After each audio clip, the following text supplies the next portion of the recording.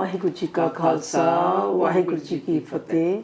ਸਾਧ ਸੰਗਤ ਜੀਓ, ਅੱਜ ਅਸੀਂ ਤੁਹਾਡੇ ਸਾਹਮਣੇ ਤੁਹਾਡਾ ਫੇਵਰੇਟ ਪ੍ਰੋਗਰਾਮ ਆਵਰ ਸਿੱਖ ਵਰਡ ਲੈ ਕੇ, ਜਿਹੜਾ ਸਾਲ ਦਾ ਪਹਿਲਾ ਪ੍ਰੋਗਰਾਮ ਹੈ, ਲੈ ਕੇ ਆਏ ਤੁਹਾਡੇ host lady Singh and my self Aman maker ਲੈ ਕੇ ਫਿਰ ਹਾਜ਼ਰ ਹੋਇਆ। ਬਹੁਤ ਸਾਨੂੰ ਖੁਸ਼ੀ ਹੋ ਰਹੀ ਹੈ ਔਰ ਸਾਡੇ ਦੋਨਾਂ ਦੀ ਤਰਫੋਂ ਨਵੇਂ ਸਾਲ ਦੀਆਂ ਤੁਹਾਨੂੰ ਬਹੁਤ ਬਹੁਤ ਵਧਾਈਆਂ। ਔਰ ਇਹ ਅਰਦਾਸ ਹੈ ਕਿ ਵਾਹਿਗੁਰੂ ਇਹ ਨਵਾਂ ਸਾਲ ਹਰ ਇੱਕ ਵਾਸਤੇ ਖੁਸ਼ੀਆਂ ਭਰਿਆ ਲਿਆਵੇ ਔਰ ਖਾਸ ਕਰਕੇ ਸਾਡੇ ਸਿੱਖ ਜਗਤ ਵਿੱਚ ਖੁਸ਼ੀਆਂ ਆਉਣ ਔਰ ਅਸੀਂ ਅੱਗੇ ਵਧੀਏ। ਅਤੇ ਅੱਜ ਸਾਡੇ ਕੋਲ ਗੈਸਟ ਹੈਗੇ ਹੈ, ਵੈਰੀ ਪੋਪੂਲਰ, ਤੁਸੀਂ ਉਹਨਾਂ ਨੂੰ ਜਾਣਦੇ ਹੋ, ਵੈਰੀ ਪੋਪੂਲਰ ਪ੍ਰੈਜ਼ੈਂਟਰ, ਵੈਰੀ ਜਿਹੜੇ ਤੁਸੀਂ ਸਾਰੇ ਉਹਨਾਂ ਨੂੰ ਬਹੁਤ ਲਾਈਕ ਕਰਦੇ ਹੋ।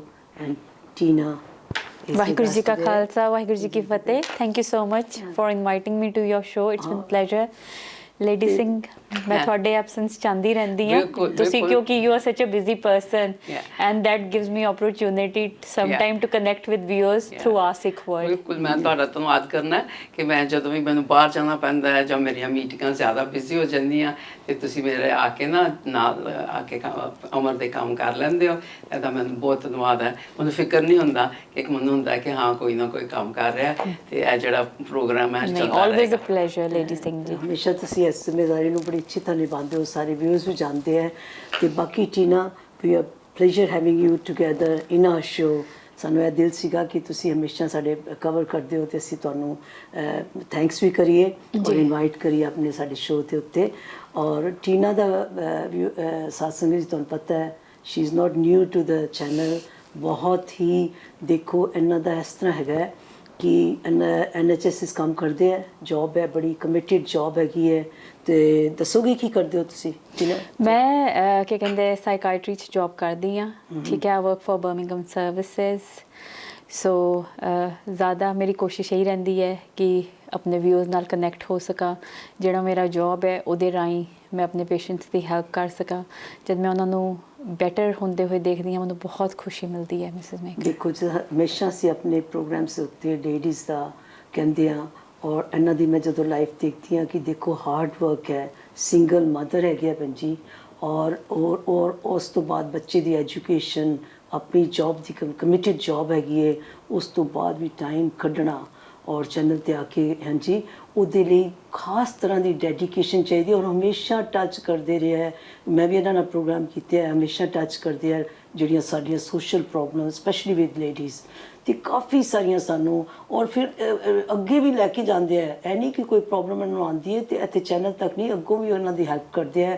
ਆਈ think she is doing a great job. I'm big admirer of her. ਅਤੇ ਇੱਦਾਂ ਹੀ ਸਾਨੂੰ ਵਾਹਿਗੁਰੂ ਹਿੰਮਤ ਤੁਹਾਨੂੰ ਦਿੰਦਾ ਰਹੇ ਟੀਨਾ ਕਿ ਤੁਸੀਂ ਇਸ ਤਰ੍ਹਾਂ ਐਸੇ ਪਾਸੇ, ਮੈਂ ਜਿਸ ਤਰ੍ਹਾਂ ਹੁਣ ਗੱਲ ਕਰਦੀ ਹਾਂ, ਦੇਖੋ ਅਸੀਂ ਤਾਂ ਇੱਕ ਹੁਣ ਜਿਹੜੀ ਯੰਗ ਜਨਰੇਸ਼ਨ ਹੈ, ਲੇਡੀਜ਼ ਨੂੰ ਅੱਗੇ ਆਉਣਾ ਪਏਗਾ ਔਰ ਇਹੋ ਜਿਹੀ that way you fit into that category ਕਿ ਤੁਸੀਂ ਇਸ ਪਾਸੇ ਚੱਲਦੇ ਪਿਓ ਔਰ ਪੂਰੇ ਦਿਲ ਨਾਲ ਔਰ ਆਪਣੇ ਡੈਡੀਕੇਸ਼ਨ ਨਾਲ ਕਰਦੇ ਹੋ ਕਿ ਅਸੀਂ ਆਪਣੇ ਸਿੱਖ ਭੈਣਾਂ ਨੂੰ, ਲੇਡੀਜ਼ ਨੂੰ ਅੱਗੇ ਲੈ ਕੇ ਜਾਈਏ। ਸੋ ਪਲੀਜ਼ ਇਸ ਤਰ੍ਹਾਂ ਹੀ ਜਿਸ ਤਰ੍ਹਾਂ ਤੁਸੀਂ ਕੰਮ ਕਰਦੇ ਪਿਓ, ਇਸ ਤਰ੍ਹਾਂ ਹੀ ਕਰਦੇ ਰਹਿਣਾ। ਨਹੀਂ, thank you so much Mrs Maker. Women like yourself, my mother inspired me and lady Singh. ਜਿੱਦਾਂ ਮੇਰੇ ਮਦਰ ਕਾਫੀ ਚੈਰਿਟੀ ਵਰਕ ਕਰਦੇ ਹੈ ਇੰਡੀਆ ਦੇ ਅੰਦਰ। She is a president at the moment of Lions club. So ਉਹਨਾਂ ਤੋਂ ਜੋ ਹੁੰਦਾ ਹੈ ਉਹਨਾਂ ਨੂੰ ਦੇਖਿਆ ਔਰ ਕੁਛ ਲਾਈਫ ਦੇ ਚੈਲੰਜਸ ਮੈਂ ਇੱਥੇ ਜਿਹੜੇ ਦੇਖੇ, that brought me a lot more closer to the life. And especially the industry I work in, I feel like, you know, when I see suffering, when I hear about people, what they go through, I feel connected to them. And it has reached a point कि कई बार लगता है कि की कर दो किसी दी अगर तुसी लाइफ बेटर कर सको, किद्दां किसी दी हेल्प कर दो। एंड ਜਿਹੜੇ ਮੈਂ ਆਪਣੇ ਪਰਸਨਲ ਐਕਸਪੀਰੀਐਂਸਿਸ ਰਹੇ ਇਸ ਮੁਲਕ ਦੇ ਅੰਦਰ ਆ ਕੇ, ਉਹਨਾਂ ਨੇ ਮੈਨੂੰ ਬਹੁਤ ਜਿੱਦਾਂ ਸਿਖਾਇਆ ਲਾਈਫ ਦੇ ਅੰਦਰ, that has shaped me and equipped me the kind of a person I have become today. And ਬਾਣੀ ਤੋਂ ਮੈਨੂੰ ਬਹੁਤ ਸਹਾਰਾ ਮਿਲਿਆ। ਬਚਪਨ ਸੀਗੀ ਗੁਰੂ ਘਰ ਨਾਲ ਜੁੜੀ, ਪਰ ਹੁਣ ਮੈਂ ਇੱਦਾਂ ਜਿੰਨਾ ਮੇਰੇ ਤੋਂ ਹੁੰਦਾ ਹੈ ਕਿ ਆਪਣਾ ਬਾਣੀ ਤੋਂ ਮੈਨੂੰ ਬਹੁਤ ਸਟਰੈਂਥ ਮਿਲਦੀ ਹੈ। ਜਦ ਵੀ ਲਾਈਫ 'ਚ ਕੋਈ ਅਪ ਐਂਡ ਡਾਊਨ ਆਉਂਦਾ ਹੈ, ਮੈਂ ਬਾਬਾ ਜੀ ਨਾਲ ਬੈਠ ਕੇ ਗੱਲਬਾਤ ਕਰਦੀ ਹਾਂ। ਮੈਨੂੰ ਲੱਗਦਾ ਹੈ ਕਿ ਹੀ is the one who's going to, you know, give me all the answers with time. ਜੋ ਵੀ ਸਮਾਂ ਮੇਰੇ ਲਈ ਅੱਗੇ ਮੁਸ਼ਕਿਲਾਂ ਲੈ ਕੇ ਆਉਂਦਾ, ਮੈਂ ਵਾਹਿਗੁਰੂ ਦੇ ਅੱਗੇ ਰੱਖ ਕੇ ਉਹਨਾਂ ਨੂੰ ਕਹਿੰਦੀ ਹਾਂ, ਵਾਹਿਗੁਰੂ ਤੂੰ ਹੀ ਹੈ ਮੇਰਾ, ਇੱਥੇ ਇਸ ਮੁਲਕ ਦੇ ਅੰਦਰ, ਤੂੰ ਹੀ ਮੈਨੂੰ ਅੱਗੇ ਲੈ ਕੇ ਜਾਣਾ ਹੈ, ਤੂੰ ਹੀ ਮੈਨੂੰ ਸਹੀ ਰਸਤਾ ਦਿਖਾਣਾ ਹੈ। ਸੋ ਇਹ ਨਹੀਂ ਕਿ ਇੰਨੇ ਸਾਲ 'ਚ ਕਈ ਵਾਰ ਕਈ ਸਹੀ ਡਿਸੀਜਨਸ ਬਣੇ, ਕਈ ਗਲਤ ਬਣੇ, ਪਰ ਉਹਨਾਂ ਡਿਸੀਜਨਸ ਨੇ, ਉਹਨਾਂ ਐਕਸਪੀਰੀਅੰਸਿਸ ਨੇ ਬਹੁਤ ਕੁਝ ਸਿਖਾਇਆ। ਐਂਡ ਮਿਸਟਰ ਬਾਲ ਦਾ ਮੈਂ ਬਹੁਤ ਥੈਂਕਸ ਕਰਦੀ ਹਾਂ ਕਿ ਜਿਨ੍ਹਾਂ ਨੇ ਮੈਨੂੰ ਓਪਰਚੁਨਿਟੀ ਦਿੱਤੀ ਕਿ ਮੈਂ ਆ ਕੇ ਆਪਣੇ ਵਿਊਜ਼ ਨਾਲ ਕਨੈਕਟ ਕਰ ਸਕਾਂ। ਐਂਡ ਮੇਰੇ ਵਿਊਅਰਸ ਜਿਹੜੇ ਮੈਨੂੰ ਟਾਈਮ ਟੂ ਟਾਈਮ ਫੀਡਬੈਕ ਦਿੰਦੇ ਹੈ, ਹੌਸਲਾ ਅਫਜ਼ਾਈ ਕਰਦੇ ਹੈ ਐਂਡ ਮੇਰੇ ਸ਼ੋਜ਼ ਵਾਚ ਕਰਦੇ ਹੈ। And thanks to you both who always kind of encourage me and kind of support me and support my shows. So that's welcome. Yeah, Welcome. welcome Tina. Yeah. Lovely to have you here in our program. ਤੇ ਅਸੀਂ ਇਹ ਹੈਗਾ ਕਿ ਪੰਜੀ ਹੁਣ ਪਿੱਛੇ Yeah. Guru Tegh Bahadur Sahib ਦਾ ਗੁਰਪੁਰਬ ਪੰਜੀ। That's right. ਅਸੀਂ ਨਾ ਮੈਂ ਸੋਚਿਆ ਸੀ ਕਿ ਜਿਸ ਕੋ ਅਸੀਂ ਰੋਜ਼ ਅਰਦਾਸ ਕਰਦੇ ਹਾਂ, ਅਰਦਾਸ ਦੇ ਵਿੱਚ ਅਸੀਂ ਗੁਰੂ ਸਾਹਿਬਾਨ ਦਾ ਕਹਿੰਦੇ ਹਾਂ, 5 ਸਾਹਿਬਜ਼ਾਦਿਆਂ ਦਾ, 4 ਸਾਹਿਬਜ਼ਾਦਿਆਂ ਦਾ, 5 ਪਿਆਰਿਆਂ ਦਾ, ਤੇ ਉਹਨਾਂ ਸਿੰਘਾਂ ਸਿੰਘਦੀਆਂ ਨਾਲ ਜਿਨ੍ਹਾਂ ਨੇ ਸ਼ਹੀਦੀਆਂ ਪ੍ਰਾਪਤ ਕੀਤੀਆਂ। ਤੇ ਮੈਂ ਸੋਚਿਆ ਕਿਉਂ ਨਾ ਅਸੀਂ ਉਹਨਾਂ ਸਾਰਿਆਂ ਦੇ ਵਾਰੀ-ਵਾਰੀ ਟੌਪਿਕ ਲੈ ਕੇ ਕਰੀਏ।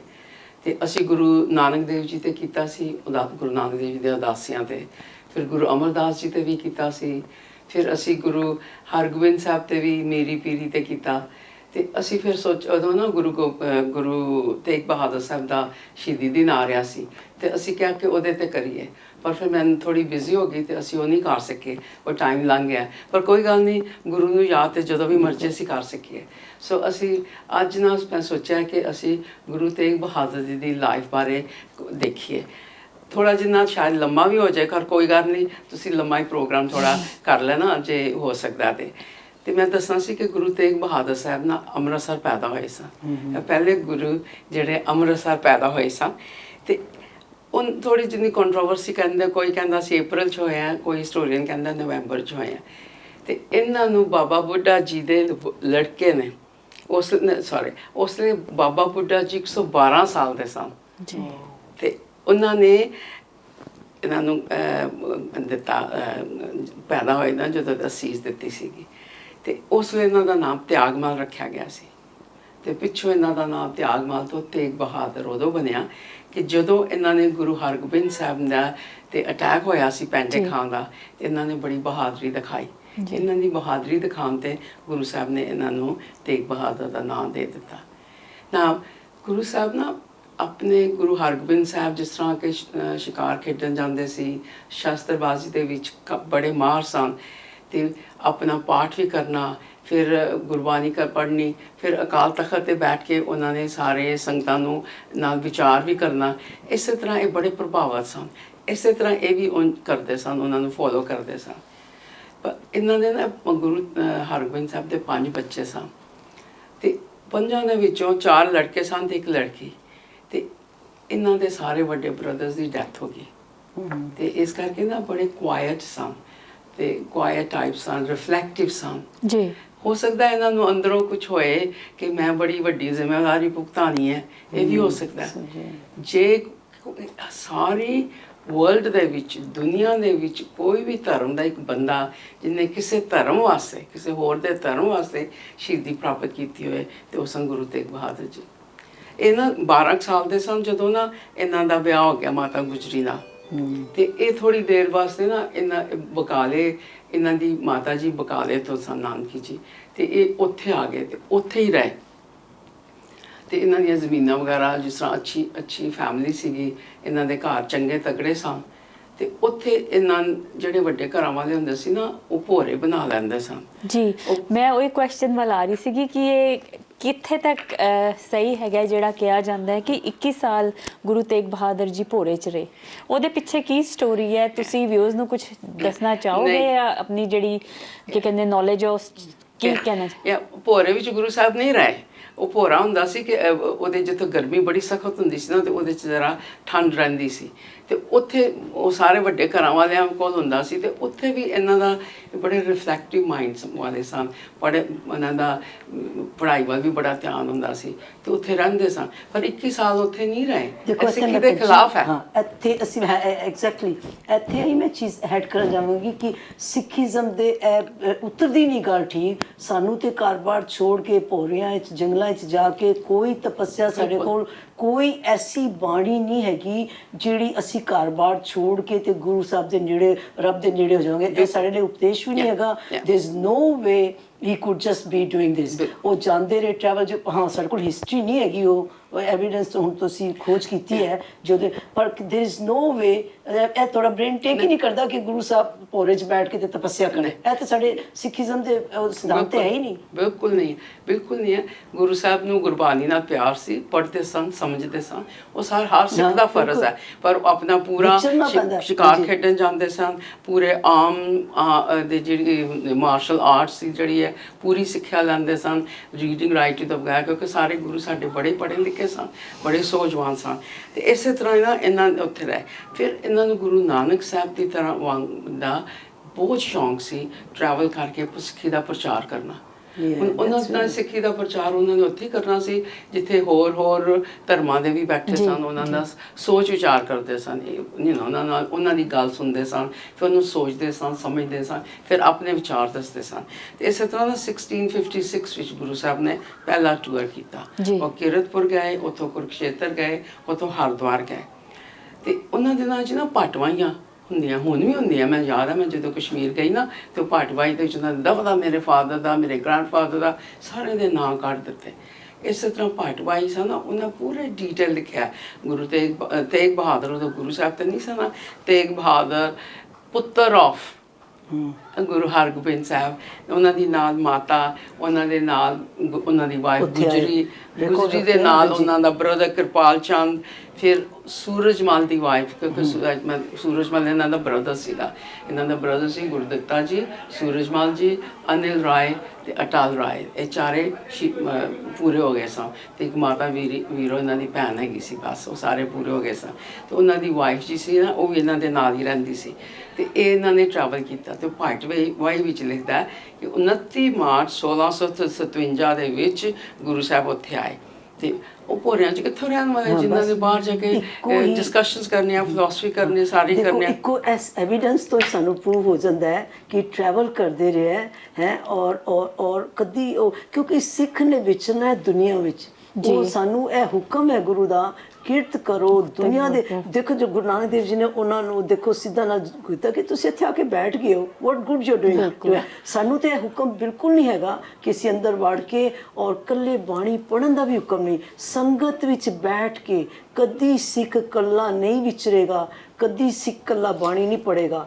ਤੋ ਇਹ ਦੇਖੋ ਇੱਕ ਐਵੀਡੈਂਸ ਨਾਲ ਕਲੀਅਰ ਹੋ ਗਿਆ। ਬਿਲਕੁਲ। ਔਰ ਇੱਕ ਕੁਐਸਚਨ ਮੇਰੇ ਦਿਮਾਗ 'ਚ ਹਮੇਸ਼ਾ ਆਉਂਦਾ ਹੈ ਕਿ ਇਹ ਜਿਹੜੀ ਸਾਡੀ ਕੌਮ ਹੈ, ਬਹੁਤ ਸੈਕਰੀਫਾਈਸਿਸ ਦਿੱਤੇ ਹੈ, ਠੀਕ ਹੈ, ਜਿੰਨੀਆਂ ਕੁਰਬਾਨੀਆਂ ਸਾਡੀ ਕੌਮ ਨੇ ਦਿੱਤੀਆਂ ਸ਼ਾਇਦ ਕਿਸੇ ਕੌਮ ਨੇ ਦਿੱਤੀ ਉਹਨਾਂ, ਉਸ ਬਾਰੇ ਕੁਝ ਚਾਨਣ ਪਾਓਗੇ ਤੁਸੀਂ? ਹਾਂਜੀ, ਮੈਂ ਨਾ ਹੁਣ ਦੱਸਦੀ ਪਈ ਗੁਰੂ ਤੇਗ ਬਹਾਦਰ ਸਾਹਿਬ ਦਾ।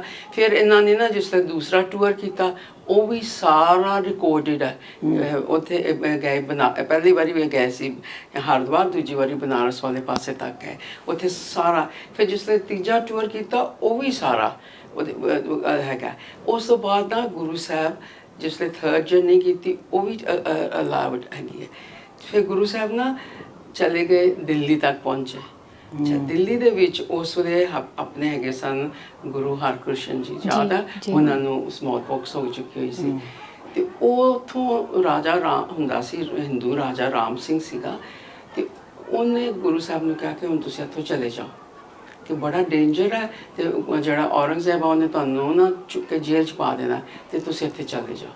ਤੇ ਸਟ੍ਰੇਂਜਲੀ 3 ਦਿਨ ਪਹਿਲੇ ਗੁਰੂ ਹਰਕ੍ਰਿਸ਼ਨ ਦੇ ਜੋਤੀ ਜੋਤ ਸਮਾਨ ਤੋਂ ਪਹਿਲਾਂ ਉਹ ਉੱਥੋਂ ਆਏ, ਵਾਪਸ ਚਲੇ ਗਏ। ਤੇ ਉਸ ਤੋਂ ਬਾਅਦ ਫਿਰ ਨਾ ਉਹਨਾਂ ਨੇ ਵਾਪਸ ਕਿੱਥੇ ਗਏ? ਬਕਾਲੇ ਰਹਿੰਦੇ ਸੀ ਨਾ, ਉਹ ਬਕਾਲੇ ਆ ਗਏ। ਫਿਰ ਨਾ 3 ਦਿਨਾਂ ਦੇ ਬਾਅਦ ਗੁਰੂ ਹਰਕ੍ਰਿਸ਼ਨ ਸਾਹਿਬ ਜੀ ਦੀ ਜੋਤੀ ਜੋਤ ਜਦੋਂ ਸਮਾਨ ਤੋਂ ਪਹਿਲੇ ਉਹਨਾਂ ਨੇ ਮੰਗਵਾਇਆ, ਜਿਸ ਤਰ੍ਹਾਂ ਦਾ ਹੁੰਦਾ ਸੀ 5 ਪੈਸੇ ਤੇ ਕੋਕੋਨਟ। ਫਿਰ ਕਹਿੰਦੇ ਸੱਜੇ ਹੱਥ ਨਾਲ ਉਹਨਾਂ ਨੇ 3 ਵਾਰੀ ਇਸ਼ਾਰਾ ਕਰਕੇ ਕਿਹਾ ਬਾਬਾ ਬਕਾਲੇ, ਕਿ ਹੁਣ ਮੇਰੇ ਤੋਂ ਬਾਅਦ ਗੁਰੂ ਹੈ ਉਹ ਬਾਬਾ ਬਕਾਲੇ। ਬਾਬਾ ਬਕਾਲੇ ਬਾਬਾ ਸਨ ਨਾ, ਕਿਉਂਕਿ ਗੁਰੂ ਸਾਹਿਬ ਜਿਹੜੇ ਗੁਰੂ ਹਰਕ੍ਰਿਸ਼ਨ ਸਾਹਿਬ ਸਨ, ਉਹਨਾਂ ਦੇ ਫਾਦਰ ਸਨ ਉਹਨਾਂ ਦੇ ਫਾਦਰ ਉਹਨਾਂ ਦੇ ਫਾਦਰ ਦੇ ਬ੍ਰਦਰ ਸਨ। ਸੋ ਬਾਬਾ ਦਾਦਾ ਹੋ ਗਿਆ ਨਾ, ਬਾਬਾ ਬਕਾਲੇ। ਫਿਰ ਉਹਨਾਂ ਨੇ ਉੱਥੇ 22 ਮੰਜੀਆਂ ਲੱਗ ਗਈਆਂ, ਜਿਹੜੀਆਂ ਸਾਰੀਆਂ ਗਲਤ ਸਨ, ਕਿਉਂਕਿ ਉਸ ਵੇਲੇ ਗੁਰੂ ਹਰਕ੍ਰਿਸ਼ਨ ਸਾਹਿਬ ਦੇ 5 ਨਾਲ ਉਹਨਾਂ ਦੇ ਸਲਾਹਕਾਰ ਸਨ, ਕਿਉਂਕਿ ਸਾਰਿਆਂ ਦੇ ਸਾਰੇ ਗੁਰੂਆਂ ਸਾਹਿਬਾਂ ਦੇ ਸਲਾਹਕਾਰ ਹੁੰਦੇ ਸਨ, ਤੇ ਇਹਨਾਂ ਦੇ 5 ਸਲਾਹਕਾਰ ਸਨ। ਸਭ ਤੋਂ ਵੱਡਾ ਸੀ ਜਿਹੜਾ ਰਿਲੀਜੀਅਸ ਅਫੇਅਰਸ ਲੈਂਦਾ ਸੀ, ਉਹ ਗੁਰਦੱਤਾ ਜੀ, ਉਹ ਬਾਬਾ ਬੁੱਢਾ ਜੀ ਦੇ ਲੜਕੇ ਸਨ। ਫਿਰ ਉਹਨਾਂ ਦੇ ਨਾਲ ਸਤੀਦਾਸ ਸੀ ਜਿਹੜਾ ਉਹਨਾਂ ਦਾ ਬਾਡੀ ਗਾਰਡ ਸੀ। ਫਿਰ ਮਤੀਦਾਸ ਸੀ ਜਿਹੜਾ ਕੋਰਸਪੋਂਡੈਂਸ ਕਰਦਾ ਸੀ। ਫਿਰ ਉਹਨਾਂ ਦਾ ਇੱਕ ਫਾਈਨੈਂਸ ਮਿਨਿਸਟਰ ਸੀ। ਫਿਰ ਉਹਨਾਂ ਦੇ ਕੋਲ ਜੱਜ ਸੀਗਾ ਜਿਹੜਾ 5 ਬੰਦੇ ਤੇ ਬੀਬੀ ਸੁਲੱਖਣੀ ਜਿਹੜੀ ਕਿ ਗੁਰੂ ਹਰਰਾਏ ਜੀ ਦੀ ਵਾਈਫ ਸੀਗੀ, ਉਹ ਤੇ ਨਾਲ ਹੋਰ ਬੰਦੇ ਲੈ ਕੇ ਉਹ ਸਾਰੇ ਬਕਾਲੇ ਆਏ। ਇਹ ਜਿਹੜੀਆਂ ਸਟੋਰੀਜ਼ ਬਣੀਆਂ ਕਿ ਗੁਰੂ ਲਾਧੋਰੇ ਗੋ, ਸਾਰੀਆਂ ਗਲਤ ਬਣਾਈਆਂ ਹੋਈਆਂ ਕਿ ਮੱਖਣ ਸ਼ਾਹ ਨੇ ਲੱਭਿਆ, ਬਿਲਕੁਲ ਕੋਈ ਨਹੀਂ। ਉਹ ਸਾਰੇ ਲੈ ਕੇ ਆਏ, ਪਰ ਇੰਨਾ ਜ਼ਰੂਰ ਹੈ ਜਿਸਲੇ ਪਤਾ ਲੱਗਾ ਕਿ ਗੁਰੂ ਸਾਹਿਬ ਗੁਰੂ ਹਰਕ੍ਰਿਸ਼ਨ ਜੀ ਦੇ ਜੋਤੀ ਜੋਤ ਸਮਾ ਗਏ ਨੇ, ਉਸ ਵੇਲੇ 22 ਮੰਜੀਆਂ। ਕਹਿੰਦੇ ਕਿ 11 ਬੰਦੇ ਸਨ ਜਿਹੜੇ ਮਸੰਦ ਸਨ, ਹੈ ਨਾ, ਗੁਰੂ ਸਾਹਿਬ ਨੇ ਥਾਪੇ ਹੋਏ, ਅਤੇ 11 ਸਨ ਜਿਹੜੇ ਗੁਰੂ ਸਾਹਿਬ ਦੇ ਹੋਰ ਰਿਸ਼ਤੇਦਾਰ ਸਨ। ਉਹ ਸਭ ਤੋਂ ਵੱਡਾ ਬਹੁਤਾ ਬੋਲਣ ਵਾਲਾ ਸੀਗਾ ਨਾ ਧੀਰਮਾਲ ਸੀ।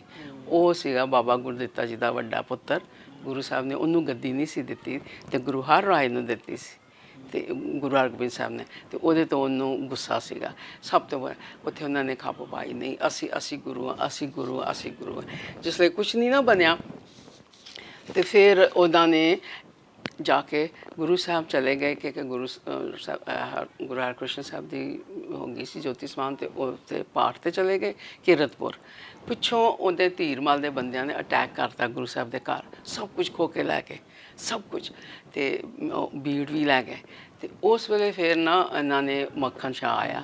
ਮੱਖਣ ਸ਼ਾਹ ਗੁਰੂ ਸਾਹਿਬ ਦਾ ਹੈਗਾ ਸੀਗਾ ਡਿਸਾਈਪਲ ਸੀ। ਉਹਨੇ ਫਿਰ ਆ ਕੇ ਧੀਰਮਲ, ਉਹਦੇ ਬੰਦਿਆਂ ਨੇ ਧੀਰਮਲ 'ਤੇ ਅਟੈਕ ਕਰਤਾ, ਸਾਰੀਆਂ ਚੀਜ਼ਾਂ ਖੋ ਕੇ ਲੈ ਆਏ। ਜਿਸ ਵੇਲੇ ਗੁਰੂ ਸਾਹਿਬ ਵਾਪਸ ਆਏ, ਉੱਥੇ ਗੁਰੂ ਸਾਹਿਬ ਨੇ ਕਿਹਾ ਨਹੀਂ, ਇਹਨਾਂ ਨੂੰ ਸਾਰਾ ਕੁਛ ਇਹਨਾਂ ਦਾ ਵਾਪਸ ਕਰਕੇ ਆਓ।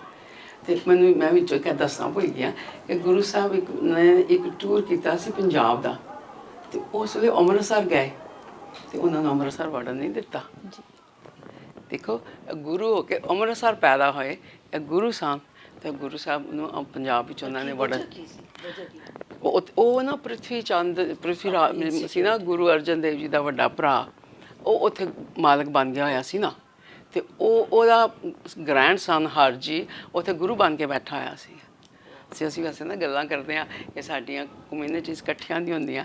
ਗੁਰੂ ਤੇਗ ਬਹਾਦਰ ਦੇ ਵੇਲੇ ਗੁਰੂ ਸੀਗਾ ਪ੍ਰਿਥੀ ਚੰਦ ਦਾ ਲੜਕਾ, ਉਧਰੋਂ ਗੁਰੂ ਸਾਹਿਬ ਦਾ ਆਪਣਾ ਧੀਰਮਾਲ ਸੀਗਾ, ਅੰਕਲ ਨਹੀਂ ਲੱਗਦਾ ਨਾ। ਉਸ ਵੇਲੇ ਰਾਮ ਰਾਏ ਵੀ, ਉਹ ਵੀ ਤਾਂ ਰਲ ਗਿਆ ਹੋਇਆ ਸੀ ਨਾ ਦੁਸ਼ਮਣਾਂ ਦੇ ਨਾਲ, ਉਹ ਵੀ ਸੀਗਾ। ਉਹ ਸਾਰਿਆਂ ਨੇ ਆਪਣੀਆਂ ਉਹ ਕੀ ਕਹਿੰਦੇ ਨੇ ਜਥੇਬੰਦੀਆਂ ਬਣਾ ਲਈਆਂ ਹੋਈਆਂ ਸਨ, ਆਪਣੇ ਗੁਰੂ ਬਣ ਕੇ ਬੈਠੇ ਹੋਏ ਸਨ, ਬਾਬੇ ਬਣ ਕੇ ਬੈਠੇ ਹੋਏ ਸਨ, ਸਾਰਾ ਪੈਸਾ ਲਈ ਜਾਂਦੇ ਸਨ। ਫਿਰ ਜਿਸ ਵੇਲੇ ਗੁਰੂ ਸਾਹਿਬ ਗਏ ਪੰਜਾਬ ਵੱਲ, ਅਤੇ ਉਸ ਵੇਲੇ ਦੇਖਿਆ ਕਿ ਪੰਜਾਬ ਦੇ ਵਿੱਚ ਤਾਂ ਵਿਚਾਰੇ ਕਿਸਾਨਾਂ ਦਾ ਬੜਾ ਬੁਰਾ ਹਾਲ ਹੈ। ਉਹ ਗਰੀਬ ਹੈ, ਉਹਨਾਂ ਕੋਲ ਖਾਣ ਨੂੰ ਨਹੀਂ ਹੈ। ਜਿਹੜੇ ਪੈਸੇ ਵਾਲੇ ਆ ਉਹ ਤਾਂ ਸੰਤ ਬਾਬੇ ਬਣੇ ਬੈਠੇ ਆ, ਗੁਰੂ ਬਣੇ ਬੈਠੇ ਆ, ਅਤੇ ਗਰੀਬਾਂ ਕੋਲੋਂ ਪੈਸੇ ਲਈ ਜਾਂਦੇ ਆ। ਅਤੇ ਗੁਰੂ ਸਾਹਿਬ ਨੇ ਉੱਥੇ ਜਾ ਕੇ ਆਪਣਾ ਵੈਲਜ਼ ਬਣਵਾਏ ਤਾਂ ਕਿ ਪਾਣੀ ਲੈ ਸਕਣ, ਪਾਣੀ ਪੀ ਸਕਣ, ਆਪਣੀਆਂ ਲੈਂਡ ਇਰੀਗੇਟ ਕਰ ਸਕਣ। ਉਹਨਾਂ ਨੇ ਗੁਰਦੁਆਰੇ ਬਣਵਾਏ, ਲੰਗਰ ਖੁਲਵਾਏ ਤਾਂ ਕਿ ਉਹਨਾਂ ਨੂੰ ਲੁੱਕ ਆਫਟਰ ਕਰ ਸਕਣ। ਅਤੇ ਗੁਰੂ ਸਾਹਿਬ ਦਾ ਸ਼ੁਰੂ ਤੋਂ ਹੀ ਧਿਆਨ ਉਸ ਪਾਸੇ ਹੁੰਦਾ ਸੀਗਾ। ਫਿਰ ਇਹਨਾਂ ਨੇ ਟੂਰ ਕੀਤਾ ਰਾਈਟ ਅਪ ਟੂ ਪਟਨਾ, ਤੁਹਾਨੂੰ ਪਤਾ ਹੀ ਹੈ। ਉੱਥੇ ਜਾ ਕੇ ਗੁਰੂ ਗੋਬਿੰਦ ਸਿੰਘ ਜੀ ਪੈਦਾ ਹੋਏ, ਅਤੇ ਉਸ ਵੇਲੇ ਵੀ ਜਿਹੜਾ ਹੈਗਾ ਸੀ ਹਿੰਦੂ ਰਾਜਾ ਸੀ, ਹਿੰਦੂ ਰਾਜੇ ਨਾਲ ਫਿਰ ਅੱਗੇ ਅਸਾਮ ਵੱਲ ਚਲੇ ਗਏ, ਅਤੇ ਫੈਮਿਲੀ ਨੂੰ ਉੱਥੇ ਛੱਡ ਆਏ ਜੀ। ਅਤੇ ਫਿਰ ਜਿਸ ਲਈ ਵਾਪਸ ਜੀ ਥੈਂਕਸ ਕਰਨਾ ਚਾਹਾਂਗੇ। ਦੇਖੋ ਕਿ ਅਸੀਂ ਬਚਪਨ ਤੋਂ ਇਸ ਗੱਲ ਨੂੰ ਸੁਣਦੇ ਆਏ ਹਾਂ ਕਿ 26 ਹੁਣ ਤੱਕ ਵੀ ਕਈ ਜਗ੍ਹਾ ਸਟੇਜ ਦੇ ਉੱਤੇ ਇਹੀ ਗੱਲ ਕਹੀ 26 ਸਾਲ ਗੁਰੂ ਤੇਗ ਬਹਾਦਰ ਸਾਹਿਬ ਭੋਰੇ 'ਚ ਰਹੇ। ਔਰ ਫਿਰ ਬਾਬਾ ਜਿਹੜੇ ਤੁਸੀਂ ਕਹਿੰਦੇ ਹੋ, ਇਹ ਤੁਸੀਂ ਦੇਖੋ ਐਵੀਡੈਂਸ ਨਾਲ ਤੁਸੀਂ ਸੰਗਤ ਨੂੰ ਕਲੀਅਰ ਕੀਤਾ। ਆਈ think it's very valuable information ਅੱਜ ਸਾਨੂੰ ਵੀ ਮਿਲੀ ਹੈ ਔਰ ਸੰਗਤ ਨੂੰ ਵੀ ਮਿਲੀ ਹੋਗੀ, ਕਿਉਂਕਿ ਐਸੀ ਕੀ ਸਿਧਾਂਤਾਂ ਤੇ ਚੀਜ਼ ਬਦਲਦੀ ਨਹੀਂ। ਔਰ ਫਿਰ ਦੇਖੋ ਇਹਨਾਂ ਦੀ ਸ਼ਹੀਦੀ, ਦੇਖੋ ਕਿ ਸ਼ਹੀਦੀ ਵੀ ਦੇਖੋ ਕਹਿ ਦਿੰਦੇ ਆ ਕਿ ਦੇਖੋ ਗੁਰੂ ਤੇਗ ਬਹਾਦਰ ਸਾਹਿਬ ਸੀਗੇ, ਅਤੇ ਉਹ ਪੰਡਿਤ ਆਏ ਅਤੇ ਉਹਨਾਂ ਨੇ ਕਹਿ ਦਿੱਤਾ ਜੀ ਤੁਸੀਂ, ਅਤੇ ਗੁਰੂ ਸਾਹਿਬ ਨੇ ਸੋਚ ਕੇ ਇਹ ਕਿਹਾ ਕਿ ਦੇਖੋ ਕਿ ਇਹ ਜਿਹੜੇ ਪੰਡਿਤ, ਉਹਨਾਂ ਨੇ ਕਿਹਾ ਕਿ ਕੋਈ ਸੋਲ ਅੱਛੀ ਸੈਕਰੀਫਾਈ, ਜਿਹੜੀ ਪਿਓਰ ਸੋਲ ਹੈ ਆਪਣਾ ਖੂਨ ਦੇਵੇ। ਅਤੇ ਉਹ ਕਹਿੰਦੇ ਹੈ ਕਿ ਗੁਰੂ ਗੋਬਿੰਦ ਸਿੰਘ ਜੀ ਕੋਲ ਬੈਠੇ ਸੀ 9 ਸਾਲ ਦੇ, ਉਹਨਾਂ ਨੇ ਕਿਹਾ ਪਿਤਾ ਜੀ ਤੁਹਾਡੇ ਤੋਂ ਵੱਡਾ। ਹੁਣ ਗੱਲ ਇਹ ਆ ਜਾਂਦੀ ਹੈ ਕਿ ਇੰਨੀ ਜਲਦੀ ਤਾਂ ਡਿਸੀਜ਼ਨ ਭੈਣ ਜੀ ਨਹੀਂ ਹੋਏਗਾ। ਉਹਨਾਂ ਦੀ ਵਾਈਫ ਹੈ, ਉਹਨਾਂ ਦੀ ਮਾਂ ਹੈ ਭੈਣ ਜੀ, ਤੇ ਓਕੇ ਉਹਨਾਂ ਨੇ ਇਹ ਦੇਖਿਆ ਕਿ ਬੱਚਾ ਤਿਆਰ ਹੋ ਗਿਆ, ਫਿਰ ਉਸ ਤੋਂ ਆਪਣੀ ਵਾਈਫ ਤੇ ਦੇਖੋ ਜੀਵਨ ਸਾਥੀ ਹੈ, ਅੱਧਾ ਹੱਕ ਉਹਨਾਂ ਦੀ ਲਾਈਫ ਦੇ ਉੱਤੇ। ਅਸੀਂ ਇੱਥੇ ਗੱਲ ਤੇ ਕਿਉਂ ਪੜ੍ਹ ਕੇ ਮਾਤਾ ਗੁਜਰੀ ਦੀ ਵੀ ਇਜਾਜ਼ਤ ਦੀ ਜ਼ਰੂਰ ਲੋੜ ਸੀਗੀ, ਔਰ ਉਹਨਾਂ ਨੇ ਕਿਹਾ ਕਿ ਦੇਖੋ ਅਗਰ ਮੇਰਾ ਸੁਹਾਗ ਜਾਂਦਾ ਹੈ ਤੇ ਹਜ਼ਾਰਾਂ ਲੱਖਾਂ ਲੇਡੀਜ਼ ਦਾ ਸੁਹਾਗ ਬਚਦਾ ਤੇ ਤੁਸੀਂ ਜਾਓ। ਤੇ ਮਾਂ ਕੋਲ ਪੁੱਛਿਆ, ਤੇ ਇੱਥੇ ਔਰਤਾਂ ਦਾ ਦੇਖੋ ਜਿਗਰਾ ਹੁੰਦਾ ਹੈ ਕਿ ਆਪੇ ਹੁਣ ਇਹ ਕਹਿੰਦੇ ਨੇ ਕਿ ਗੁਰੂ ਸਾਹਿਬ ਨੇ ਕੀਤਾ ਤੇ ਉਹਨਾਂ ਨੇ ਚਲੇ ਗਏ। ਇਹ ਉਸ ਟਾਈਮ ਦੀਆਂ ਜਿਹੜੀਆਂ ਕੀ ਕਹਿੰਦੇ ਆਪਣੀਆਂ ਗੁਰਸਿੱਖ ਉਹ ਸੀਗੀਆਂ, ਬੇਸ਼ੱਕ ਮਾਤਾ ਗੁਜਰੀ ਜੀ ਲਗਾ ਲਓ ਜਾਂ ਬੀਬੀ ਭਾਨੀ ਲਗਾ ਲਓ, ਉਹਨਾਂ ਦੇ ਸੈਕਰੀਫਾਈਸਿਸ ਸੀਗੇ। ਅੱਜ ਦੀ ਔਰਤ ਇੰਨਾ ਸੈਕਰੀਫਾਈਸ ਨਹੀਂ ਕਰਦੀ। ਤੁਸੀਂ ਇਸ ਚੀਜ਼ ਨੂੰ ਅਗਰੀ ਕਰਦੇ ਹੋ? ਯੈਸ, ਪਰ ਨਾ ਹੁਣ ਇਹ ਵੀ ਧਿਆਨ ਰੱਖਣਾ ਚਾਹੀਦਾ ਕਿ ਵੇਲੇ ਦੀ ਗੱਲ ਹੈ। ਉਸ ਵੇਲੇ ਨਾ ਅਟੈਕਸ ਹੁੰਦੇ ਸਨ, ਮੁਗਲਸ ਆਏ, ਬਾਹਰੋਂ ਆਏ, ਅਟੈਕ ਹੋਏ, ਉਸ ਤੋਂ ਬਾਅਦ ਅਬਦਾਲੀ ਆਏ, ਅਟੈਕ ਹੋਏ। ਇਹਨਾਂ ਸਿੱਖਾਂ ਨੂੰ ਬਚਾਉਣ ਵਾਸਤੇ ਇਹਨਾਂ ਦਾ ਸਾਡਾ ਪ੍ਰਿੰਸੀਪਲ ਹੈ ਨਾ ਕਿ ਅਸੀਂ ਸਰਬੱਤ ਦਾ ਭਲਾ, ਅਸੀਂ ਸਾਰਿਆਂ ਦੀ ਸੇਵਾ ਕਰਨੀ ਹੈ, ਸਾਰਿਆਂ ਦਾ ਲੁੱਕ ਆਫਟਰ ਕਰਨਾ। They had to stand up and give their lives. ਹੁਣ ਸਾਨੂੰ ਬੜਾ ਖਤਰਾ ਹੈ ਕਿਉਂਕਿ ਸਾਨੂੰ ਹੁਣ ਇਹ ਨਹੀਂ ਹੈਗਾ ਕਿ we have to give our lives now. Thinking ਹੈ ਸਾਡਾ ਇਤਿਹਾਸ ਜਿਹੜਾ ਨਾ ਗਲਤ ਬਣਾ ਰਿਹਾ, ਸਾਰਾ ਗਲਤ ਲਿਖੀ ਜਾ ਰਹੇ ਆ। ਦੇ ਵਾਜ਼ ਕਹਿ ਰਹੇ ਸੀ ਨਾ ਕਿ ਇਹਨਾਂ ਦੇ ਅਸੀਂ ਬੜੀਆਂ ਧੌਣਾ ਕੱਟੀਆਂ ਤੇ ਇਹ ਮਰੇ ਨਹੀਂ। ਤੇ ਫਿਰ ਇੱਕ ਵੇਲਾ ਹੁੰਦਾ ਸੀ, ਫਿਰ ਗੱਲ ਕਰਾਂਗੇ ਮੰਨੂ ਸਾਡੀ ਦਾਤਰੀ, ਅਸੀਂ ਮੰਨੂ ਦੇ ਸੋਏ, ਜਿਉ ਮੰਨੂ ਵੜਦਾ ਅਸੀਂ ਦੂਨੇ ਚਾਹੁੰਦੇ ਹੋਏ। ਹੁਣ ਇਹ ਵੇਲਾ ਕਿ ਉਹਨਾਂ ਨੇ ਕਿਹਾ ਕਿ ਇਹਨਾਂ ਨੂੰ ਅਸੀਂ ਨਾ ਧੌਣਾ ਇਹਨਾਂ ਦੀਆਂ ਵੱਢ ਕੇ ਨਹੀਂ ਮਾਰ ਸਕੇ, ਤੇ ਇਹਨਾਂ ਦੀ ਸੋਚ ਗਲਤ ਕਰ ਦਿਓ। ਜਿਸ ਲਈ ਸੋਚ ਗਲਤ ਕਰਕੇ ਵਹਿਮ ਭਰਮ ਸਾਡੇ ਧਰਮ ਵਿੱਚ ਆ ਜਾਣਗੇ, ਸਾਡਾ ਧਰਮ ਆਪੇ ਖਤਮ ਹੋ ਗਿਆ। ਹੁਣ ਅਸੀਂ ਕਰਦੇ ਹੀ ਪਏ ਨਾ। ਤੇ ਮੈਂ ਗੱਲ ਕਰ ਰਹੀ ਸੀ ਤੇ ਗੁਰੂ ਤੇਗ ਬਹਾਦਰ ਸਾਹਿਬ ਦੀ। ਉਸ ਵੇਲੇ ਨਾ ਔਰੰਗਜ਼ੇਬ ਪੰਜਾਬ ਵਿੱਚ ਆਇਆ ਹੋਇਆ ਸੀ, ਤੇ ਉਹ ਜਿਹੜੇ ਸਾਰੇ ਮੁਗਲ ਸਨ ਨਾ, ਫੌਜੀ ਵਗੈਰਾ, ਉਹਨੂੰ ਖੁਸ਼ ਕਰਨਾ ਚਾਹੁੰਦੇ ਸਨ, ਉਹਦੇ ਅੱਗੇ ਪਿੱਛੇ ਫਿਰਦੇ ਸਨ। ਤੇ ਉਹਨੇ ਆਰਡਰ ਕੀਤਾ ਹੋਇਆ ਸੀ ਕਿ ਮੁਸਲਮਾਨਾਂ ਨੂੰ ਹਿੰਦੂ ਬਣਾਈ ਜਾਓ, ਹਿੰਦੂ ਬਣਾਈ ਜਾਓ। ਤੇ ਉਹਨੇ ਫਿਰ ਕਿਹਾ ਕਿ ਗੁਰੂ ਸਾਹਿਬ ਦੇ ਖਿਲਾਫ ਸਨ ਨਾ, ਤੇ ਉਹਨਾਂ ਨੇ ਕਿਹਾ ਗੁਰੂ ਸਾਹਿਬ ਨੂੰ ਗ੍ਰਿਫਤਾਰ ਕਰ ਲਓ, ਫੜ ਲਓ।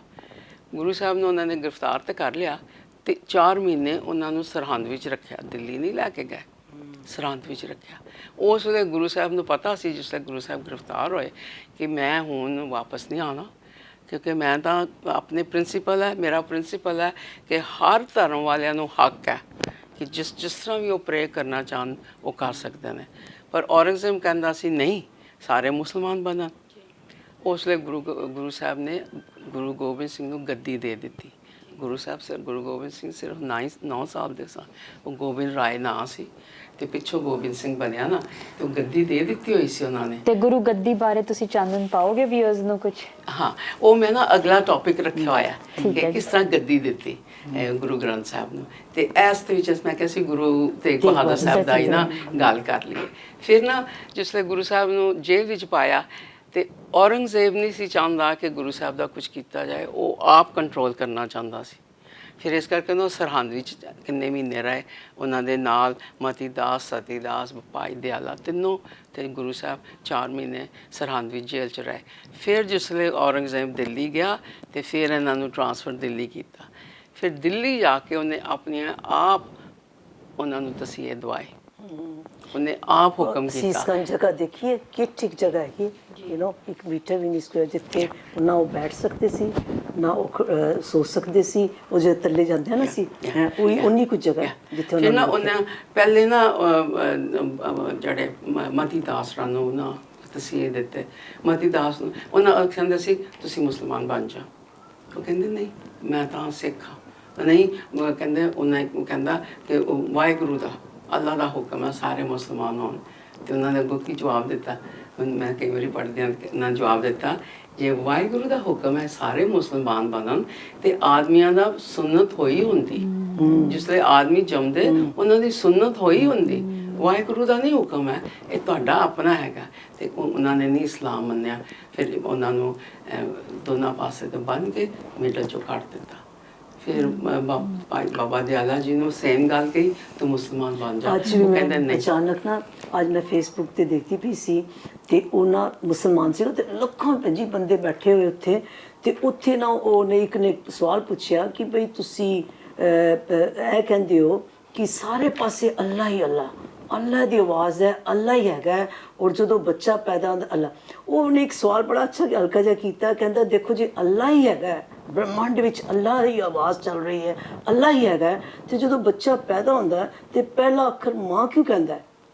ਅੱਛਾ, ਬੜਾ ਉਸ ਵਿੱਚ ਕਹਿੰਦਾ ਨਹੀਂ ਨਹੀਂ ਅੱਲਾ ਤੇ ਹੈਗਾ ਉਹਦੇ ਅੰਦਰ, ਮਾਂ ਨਹੀਂ ਰਹਿ ਗਈ। ਵਾਟ ਅ ਸਿਲੀ ਆਨਸਰ ਟੂ ਗਿਵ, ਹਾਂਜੀ। ਤੇ ਕਹਿੰਦੇ ਮੁਹੰਮਦ ਸਾਹਿਬ ਲਾਸਟ ਸੀਗੇ, ਤੇ ਉਸ ਤੋਂ ਬਾਅਦ ਅੱਲਾ ਦਾ ਬ੍ਰਹਮੰਡ ਵਿੱਚ ਆਵਾਜ਼ ਚੱਲ ਰਹੀ ਹੈ ਤੇ ਅੱਲਾ ਹੀ ਸਾਰੇ ਪਾਸੇ ਹੈਗਾ ਤੇ ਮਾਂ, ਵਾਟ ਅ ਆਨਸਰ ਟੂ ਗਿਵ।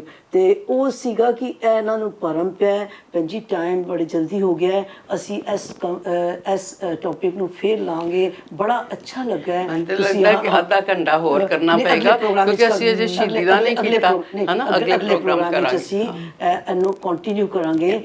ਤੇ ਇਸ ਵਕਤ ਤੇ ਟੀਨਾ ਕੀ ਕਹਿਣਾ ਚਾਹੋਗੇ, ਤੁਹਾਨੂੰ ਕਿਸ ਤਰ੍ਹਾਂ ਲੱਗਾ? ਮੈਨੂੰ ਬਹੁਤ ਵਧੀਆ ਲੱਗਿਆ, ਤੁਸੀਂ ਦੋਨੋਂ ਮੈਨੂੰ ਹਮੇਸ਼ਾ ਇਨਸਪਾਇਰ ਕਰਦੇ ਹੋ, ਔਰ ਜੋ ਵੈਲਥ ਆਫ ਸਿੱਖੀ ਤੁਸੀਂ ਕੀ ਕਹਿੰਦੇ ਆ ਵਿਊਜ਼ ਨੂੰ ਦੱਸਦੇ ਹੋ, ਵਿਊਜ਼ ਨੂੰ ਆਪਣੇ ਕੀ ਕਹਿੰਦੇ ਸਿੱਖੀ ਨਾਲ ਜੋੜਦੇ ਹੋ। And I think it's very important, very inspiring. ਜਿੱਦਾਂ ਤੁਸੀਂ ਮਤਲਬ ਸਿੱਧੀ ਤਰ੍ਹਾਂ ਐਕਸਪਲੇਨ ਕਰ ਦਿੰਦੇ ਹੋ, ਜਿਹੜਾ ਇੱਕ ਆਮ ਬੰਦਾ ਵੀ, ਜਿੱਦਾਂ ਤੁਸੀਂ ਕਿਹਾ ਕਿ ਆਪਾਂ ਪਾਠ ਪੜ੍ਹਦੇ ਹਾਂ ਪਰ ਪਾਠ ਨੂੰ ਸਮਝਦੇ ਨਹੀਂ ਹਾਂ, ਠੀਕ ਹੈ।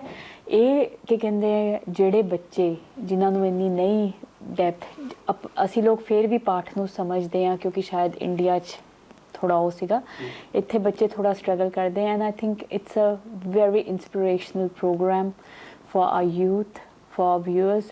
So glad to be part of this show. Thank you so much for inviting me. Thank you. ਤੇ ਭੈਣ ਜੀ ਇੱਕ ਫਿਊ ਸੈਕਿੰਡ ਹੈਗੇ ਸਾਡੇ ਕੋਲ, 5-7 ਸੈਕਿੰਡ ਵਿੱਚ ਅਸੀਂ ਇਸ ਪ੍ਰੋਗਰਾਮ ਨੂੰ ਡੈਫੀਨੇਟਲੀ, ਕਿਉਂਕਿ ਮੈਂ ਆਪ ਸਮਝਦੀ ਹਾਂ ਕਿ facts are so good, and ਅਸੀਂ ਇਹਨੂੰ ਅਗਲੇ ਪ੍ਰੋਗਰਾਮ ਦੇ ਵਿੱਚ ਕੰਟੀਨਿਊ ਕਰਾਂਗੇ ਇਸ ਤੋਂ ਅੱਗੇ।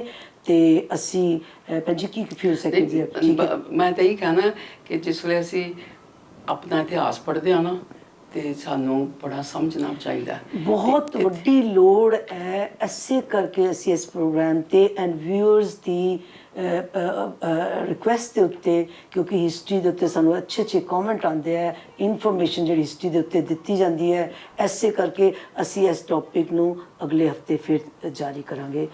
ਜੀ Tina, lovely to say you. Waheguru ji ਕਾ ਖਾਲਸਾ, ਵਾਹਿਗੁਰੂ ਜੀ ਕੀ ਫਤਿਹ।